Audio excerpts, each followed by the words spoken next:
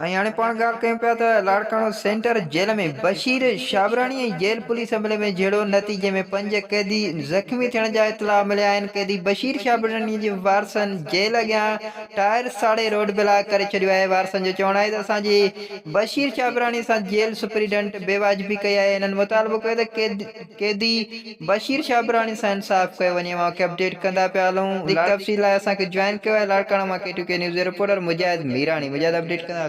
मां लाड़काणे मां हिकु अहम ख़बर तव्हांखे ॾींदो हलां त शाम 5 बजे खां वठी लाड़काणो जे सेंट्रल जेल में कैदिन ऐं जेल पुलिस हमले में जहिड़ो आहे जंहिंजे मां कैदिन जे मथां जेल पुलिस जी छीलिंग जारी आहे। उन जे नतीजे में हींअर अधु कलाक अवल सेंट्रल जेल जी गेट जे साम्हूं बशीर शाबराणी जेको कैदी आहे 30 सालनि खां अंदरि हुयो, उन जे वारसनि ऐं मुख़्तलिफ़ ज़ातियुनि जे माण्हुनि सेंट्रल जेल जी गेट जे आॾो धरणो हयो आहे। असीं उन्हनि खां मौक़ुफ़ वरितो आहे त उन्हनि जे वारसनि जो चवणु आहे त असांजा कैदी जेके आहिनि उन्हनि जे मथां बेगुनाह जेल सुप्रीडेंट छीलिंग कराई आहे ऐं काफ़ी कैदी जेके आहिनि उन्हनि खे पुलिस यरगमाल बणायो आहे ऐं जेको बशीर शाबराणी कैदी आहे उनखे काफ़ी मथे में धक हणी उनखे मणी कयो वियो आहे। वधीक असांखे पुलिस मौक़ुफ़ न ॾिनो आहे। जी अशाक पुलिस जो मौक़ुफ़ न आयो आहे साम्हूं जी पुलिस मीडिया खे मौक़ुफ़ नथी ॾे ऐं अंदरि मीडिया खे दाख़िल बि नथो कयो वञे। हिन महिल बि